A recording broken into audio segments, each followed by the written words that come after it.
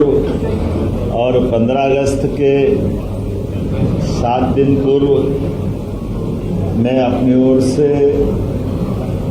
Press के सभी साथियों का स्वागत करता हूं। कई कार्यक्रमों की श्रृंखला हमारे द्वारा बनी है और उन कार्यक्रमों के साथ जो मूल हमारा भाव है, इस स्वतंत्रता के पावन पर्व के साथ यशस्वी प्रधानमंत्री का स्वदेशी की भावनाओं को जो प्रोत्साहन देते हुए जो हमारे द्वारा ये जो कुछ काम किए जा रहे हैं, उसी भाव की थीम के आधार पर मैं अपनी बात रखने जा रहा हूँ। यशस्वी प्रधानमंत्री ने किसान कल्याण, कृषि की अर्थव्यवस्था और सारी बातों को गौर करते हुए जिस प्रकार से स्वदेशी की भावना का और खास करके किसान आधारित व्यवस्थाओं को प्रोत्साहन देते हुए अपने देश के अंदर स्वदेशी के भाव को बढ़ावा दिया है। हमारी अर्थव्यवस्था को लेकर, किसानों की अर्थव्यवस्था को लेकर के जो माननीय प्रधानमंत्री जी की दृढ़ता है, वो हम सबको प्रेरणा भी देती है और वो हमको काम करने के लिए उत्साह भी देती है। मैं माननीय प्रधानमंत्री श्रीमान नरेंद्र मोदी जी का धन्यवाद अदा करता हूँ, जो किसानों को हित को लेकर के स्वदेशी की भावनाओं के आधार पर वो हमारे देश का इस प्रकार से हर मोर्चे पे नेतृत्व कर रहा है, जो आज के दृष्टिकोण से समसामयिक। मैं इस नाते से भी उनको धन्यवाद देना चाहता हूं। जब भोपाल की तरफ हम देखते हैं, अपने राज्य की तरफ देखते हैं, तो राज्य के लिए 10 तारीख के दिन स्वदेशीकरण की भावना के लिए ही हमारे राज्य में पहली बार रेल के कोच भी बनेंगे, मेट्रो ट्रेन की ट्रेन बनेगी। ये अपने आप में एक बड़ी उपलब्धि रहेगी हमारे स्वदेशी के उस अभियान को लेकर भी, कि यहाँ बनने वाले कोच देश में भी, देश के बाहर भी, दुनिया में भी जहाँ जहाँ रेल मंत्रालय चाहेगा निर्यात करेंगे। मेसर्स BEML लिमिटेड द्वारा निर्माण की परियोजना के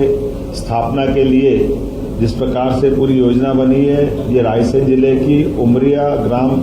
उमरिया में इस परियोजना पे हम काम कर रहे हैं, जिसकी लागत लगभग 1800 करोड़ की है, जिसमें लगभग 1600 से 2000 लोग प्रत्यक्ष अप्रत्यक्ष रूप से काम करेंगे। प्रदेश में ये पहली इकाई इस प्रकार के रेल कोच निर्माण करने की ये सुविधा प्रदान करेगी, जिसके आधार पर मध्य प्रदेश रेल विनिर्माण के मानचित्र पर एक प्रमुख स्थान के रूप में स्थापित होगा। रायसेन जिले के गोहरगंज तहसील के उमरिया गांव में 60.36 हेक्टेयर भूमि का आवंटन हमने कर दिया है। इस उद्योग में वंदे भारत, अमृत भारत मेट्रो कोच का निर्माण किया जाएगा। इस उद्योग के लगने से भोपाल और रायसेन क्षेत्र में बड़े पैमाने पे सहायक उद्योगों का भी अलग से, उनकी यूनिटों का भी एक बड़ा बाजार बनेगा, जो मध्य प्रदेश की राजधानी को भी और मध्य प्रदेश को भी अलग अलग प्रकार के औद्योगिकरण की व्यवसाय से जोड़ने का प्रयास करेगा। परियोजना के कुशलतापूर्वक संपन्न कराने के लिए मानव संसाधन, खास करके जो हमारे अलग अलग बीटेक वाले, कंप्यूटर साइंस वाले उच्च शिक्षित विद्यार्थियों के लिए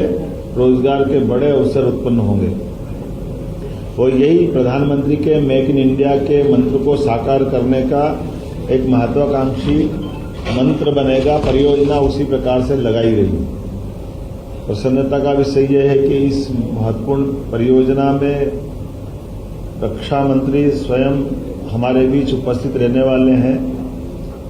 माननीय कृषि मंत्री जी का, चूंकि ये लोकसभा क्षेत्र है, तो माननीय कृषि मंत्री शिवराज सिंह जी चौहान भी रहने वाले हैं। माननीय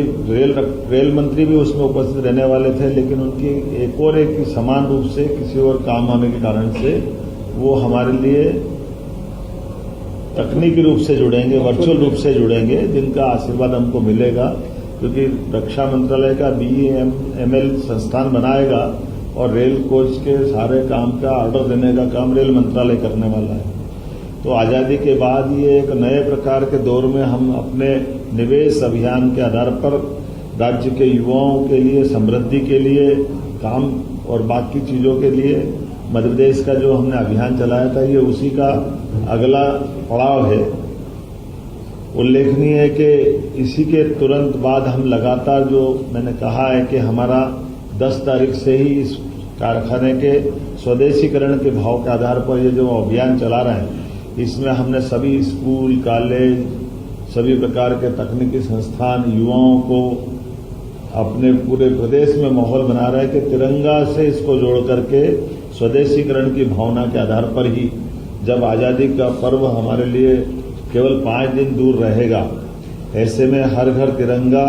जिसका ये 4था वर्ष प्रारंभ हो रहा है, उसी में स्वदेशी की भावना और इस बार स्वच्छता का थीम के आधार पर ये हर घर तिरंगा अभियान का अभियान चलने वाला है। इसके आधार पर हम अपने उस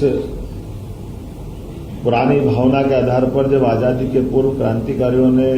स्वतंत्रता सेनानियों ने, आम नागरिकों ने संघर्ष करके देश को आज़ाद कराया,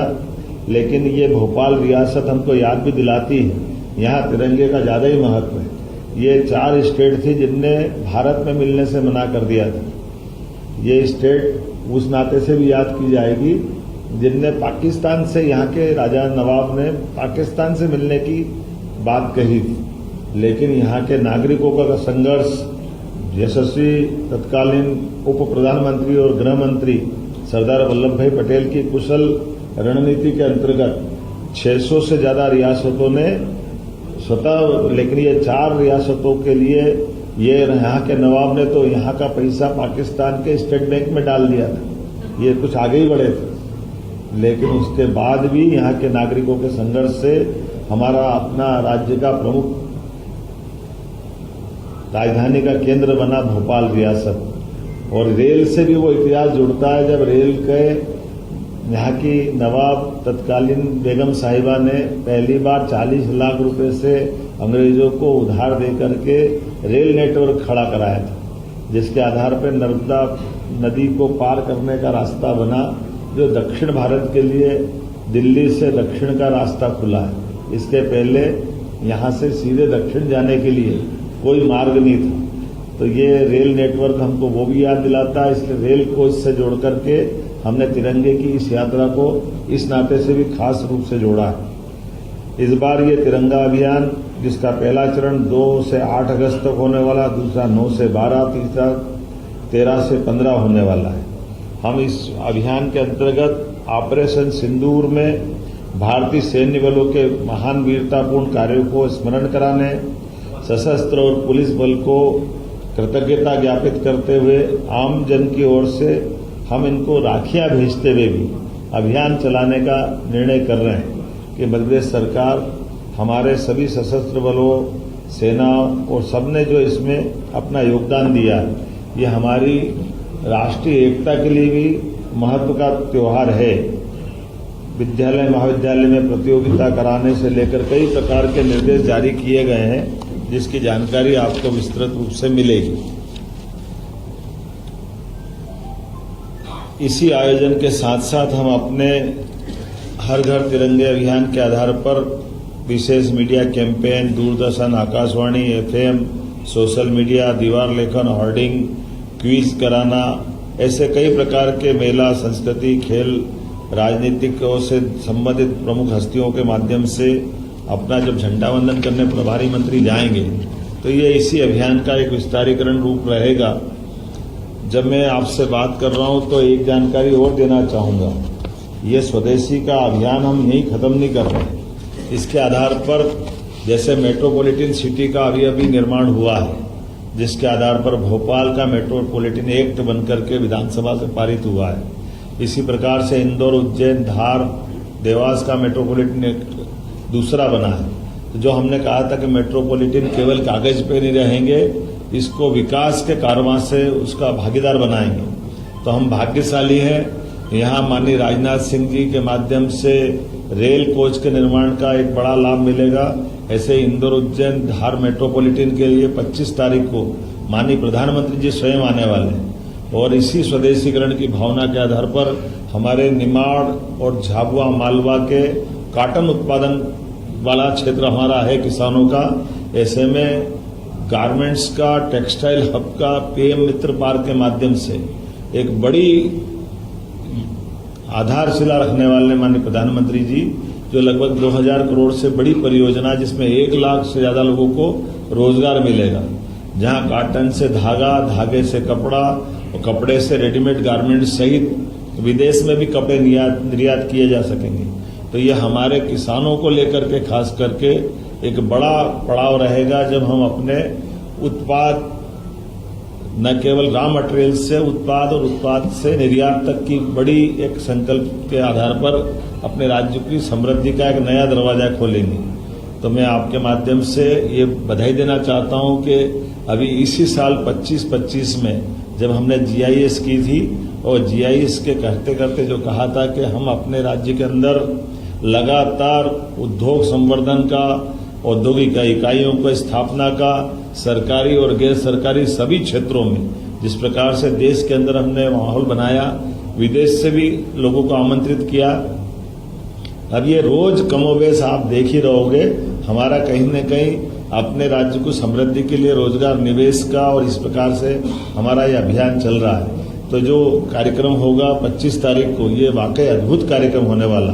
जिसमें माननीय प्रधानमंत्री जी पधारेंगे और उनका दौरा हमारे लिए उद्योग निवेश की दृष्टि से बहुत महत्वपूर्ण कदम रहेगा। इसी के साथ साथ हमारे लिए और भी भविष्य के और कुछ कार्यक्रम लिए, जैसे हमारी 14 अगस्त के दिन और आज 2 अपनी और महत्वपूर्ण तिथियां। अब यहां से निकल करके मैं नरसिंहगढ़ में लाडली बहनाओं के लिए अपनी इस माह की रकम डालने वाला हूं, जो 1250 रुपया हमारी लाडली बहनाओं की राशि रहेगी। साथ ही साथ रक्षाबंधन के अवसर पर 250 रुपया अतिरिक्त रूप से हमारी सारी 1,27,00,000 बहनों के खाते में अलग से देने वाले हैं। इस गिफ्ट के माध्यम से बहनें अपने लिए साड़ी खरीदे, कोई उपहार लाए, वो अपने जीवन में, क्योंकि इतनी बड़ी संख्या है तो उनको अपन बहनों को समर्पित, ये सरकार की भावना भी है। और ये एक तरह से इस सावन के महीने का हमारा बड़ा संकल्प भी दिखा रहा है। और इसी के तुरंत बाद, जब दिवाली के तुरंत बाद भाई दूज का पर्व आएगा, तो 1,500 रुपये महीना हम रेगुलर रूप से हर महीने हमारी सभी लाडली बहनाओं के खाते में डालना प्रारंभ कर देंगे। ये रक्षाबंधन का पर्व अपनी सभी बहनों को समर्पित रहने वाला है। और जो हमने पहले निर्णय किया था कि रक्षाबंधन के पहले 250 रुपये की राशि हम अलग से देने वाले हैं, तो ये अलग से देने का क्रम हमने राजगढ़ जिले के नरसिंहगढ़ में आज प्रारंभ किया है। मेरे साथ नरसिंहगढ़, राजगढ़ के 2 हमारे माननीय मंत्री मौजूद है, नारायण सिंह जी। इनके साथ 2 कार्यक्रम है, एक रायसेन के प्रभारी भी हैं, इसलिए BEML कोच का जहां हमारा ये नया कारखाना लगने वाला है, आप उसकी व्यवस्था भी देख रहे हैं। एक गौतम टेटवाल जी जो हमारे राजगढ़ जिले के सारंगपुर तहसील के माननीय विधायक भी हैं और बड़वानी और उज्जैन के प्रभारी भी हैं। आपके माध्यम से जो मेट्रोपॉलिटन का दूसरा क्रम चालू होगा, ऐसे में आप वहां के मेट्रोपॉलिटन की दृष्टि से भी ये जो हमारा दूसरा कारखाने का भूमि पूजन होने वाला है, तो ये एक एक करके वो सारे रोजगार परक